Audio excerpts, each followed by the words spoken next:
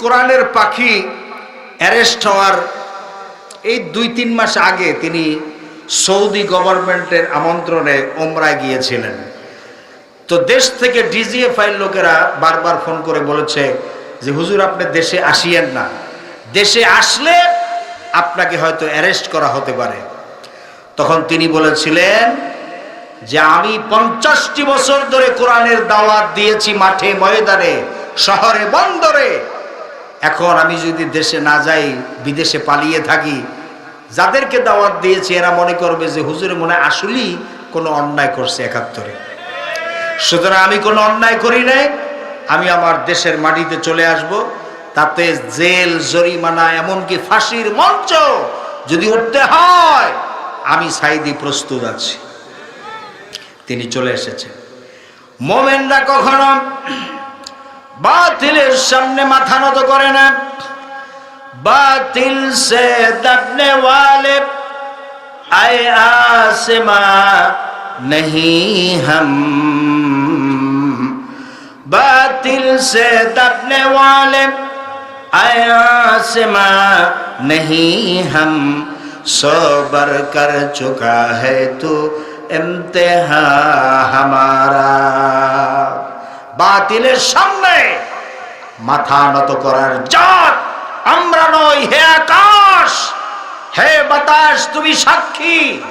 এ মুসলমানেরা কখনো বাতিলের সামনে মাথা নত করে নাই, করে নাই, করে নাই। ইমামে আজম ইমাম আবু হানিফা রাহমাতুল্লাহ আলাইহি 8 বছর জেল খেটেছেন।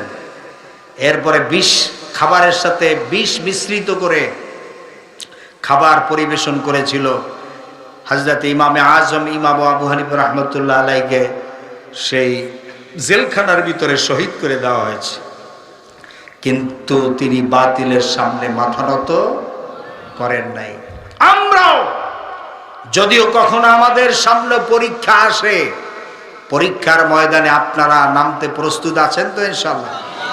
যদি কখনো পরীক্ষা আসে, সেই পরীক্ষার ময়দানে আপনারা নামতে প্রস্তুত আছেন ইনশাআল্লাহ?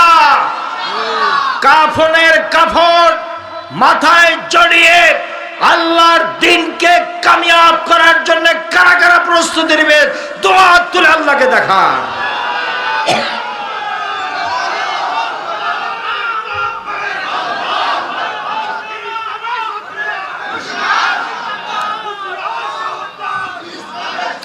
বলেন আলহামদুলিল্লাহ।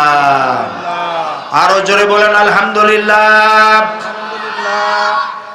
এই যে সমস্ত দলগুলি দুনিয়াবি দল যারা করে, এরা প্রকারান্তরে আল্লাহকেও সঠিকভাবে বিশ্বাস করে না, রাসূলকেও বিশ্বাস করে না, আখেরাতের উপরে এদের বিশ্বাস নাই। ওই ভাষা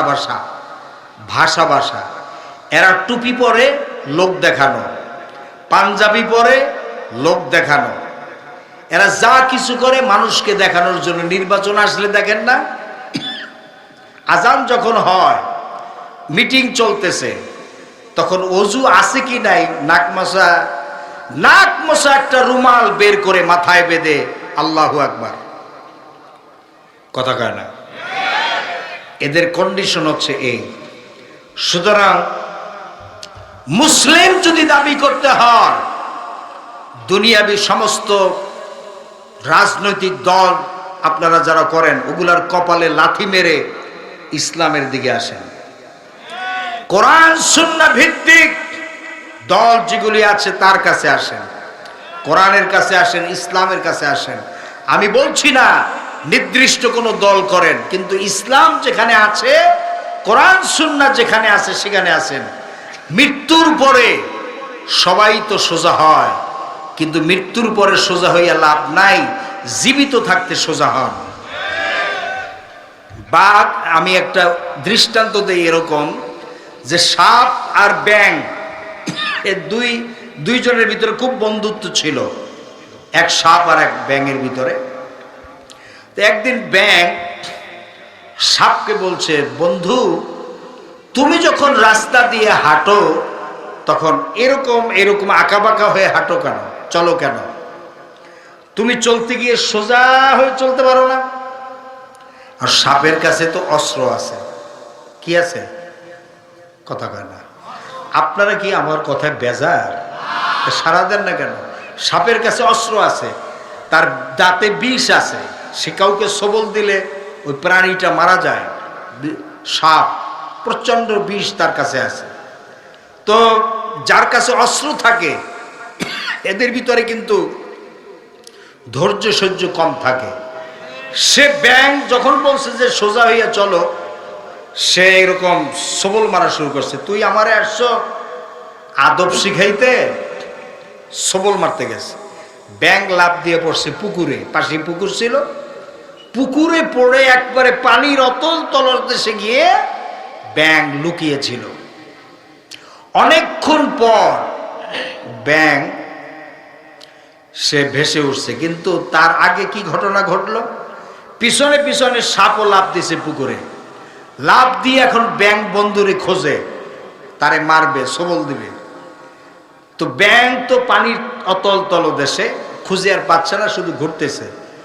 ওই পুকুরের পাশ দিয়ে যাচ্ছিল এক রাখাল, যার হাতে ছিল মহিষ পিটানো লাঠি। লাঠি যদি হাতে থাকে আর যদি সাপ পড়ে সামনে, তা আপনারা বলেন ওই সাপের কি আর কোনো রক্ষা আছে? তো রাখাল দেখলো সাপ, মহিষ পিটানো লাঠি তার হাতে, সে লাঠি দিয়া সাপের মাজার উপরে মারছে বাড়ি। এক বাড়িতে সাপ আর নড়াচড়া করতে পারে না। লাঠি দিয়ে সাপটা রাস্তায় উঠাইয়া আচ্ছা মতো তার মাথাটা ছেঁচছে। এরপরে রক্ত বের হচ্ছে, সাপ মারা গেছে। সাপটাকে সোজা করে টান টান করে শোয়ায় রেখে রাখাল বাড়িতে চলে গেছে। ওদিকে ব্যাং বন্ধু সে পানির ভিতর থেকে জেগে উঠে সাপ বন্ধুকে আর দেখে না, লাফ দিয়ে উঠছে রাস্তায়। রাস্তায় উঠে দেখে তার সাপ বন্ধু সোজা হয়ে টান টান সোজা হয়ে একবারে রাস্তায় শুয়ে আছে। তখন ব্যাং চিন্তা করলো যে বন্ধুরে এত কইলাম সোজা হইতে, সে মোটে সোজা হলোই না, বরং আমাকে সবল দিতে আসলো। এখন সে সোজা হইল কেন? আস্তে আস্তে ভয়তে ভয়তে কাছে আসলো। কাছে এসে দেখে যে তার সাপ বন্ধুর মুখের ভিতর থেকে অজর গতিতে রক্ত বের হচ্ছে। সাপ বন্ধু আর নড়াচড়া করছে না, সে মারা গেছে, একেবারে নিথর দেহ পড়ে আছে।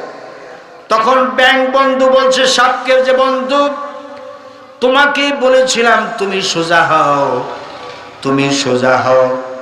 জিন্দা থাকতে তুমি সোজা হও নাই, তুমি সোজা হয়েছো ঠিক মৃত্যুর পরে। আমাদের মানুষের অবস্থা এরকম, ঠিক না বেঠিক? আমরা দুনিয়ায় জীবিত থাকাকালীন সময় শুধু হেনামগিরি দেখাই। আমার শক্তি সামর্থ্য কম, আমার টাকা পয়সা কি কম, আমার দলীয় সমর্থন সরকার, আমার দলীয় সরকার ক্ষমতায়, এই সেই বিভিন্ন রকমের হেরাম। মৃত্যুর পরে সোজা হয়ে খাটিয়ার উপরে আলিফ যেমন সোজা, ওই রকম সোজা হয়ে পড়ে থাকে, ঠিক না ভাই? ঠিক। এই সোজা হওয়ায় কোনো লাভ, জিন্দা থাকতে সোজা হন। আল্লাহ তাআলা কবুল করুন, জোরে করেন আমিন।